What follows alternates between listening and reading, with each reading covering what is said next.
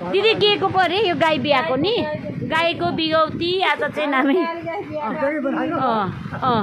गाई बिगौती 3 दिनको हैन लु हामी चाहिँ एकदम दिदीको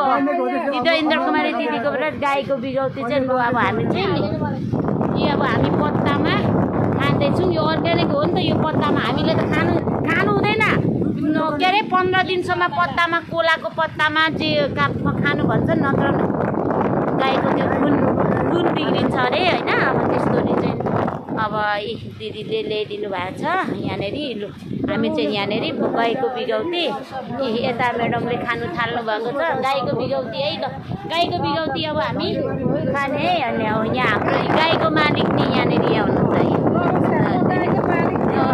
बिगौती हामीले ल्याउनु ल अब यो हैन यो गाईको फेरि यो गाई भनेको हैन यो एकदम लोकल गाई हैन लोकल गाईको भने निशुल्क बिगौती हुन्छसम्म निशुल्क तर 3 दिन पुगिगएछ अब 15 दिनसम्म कि कति दिनसम्म बिगौती 15 दिनसम्म बिगौती हुन्छ हैन बिगौती खानु पाइने पर्यो ल यता हाम्रो दाइ टिकटक कर्मी यहाँ हुनुहुन्छ डम्बर दाइ यहाँ टिकटक कर्मी हुनुहुन्छ अब बिगौती यहाँनेरि बिगौती अर्जिनलमा खानुहुन्छ है ल अब आज लु अब बिगौती हामी चाहिँ यहाँनेरि कहाँ बसेर भन्छ हाम्रो चौतारी चाहिँ धरमपुरको बिजुली पसल हाम्रो यो चौतारी है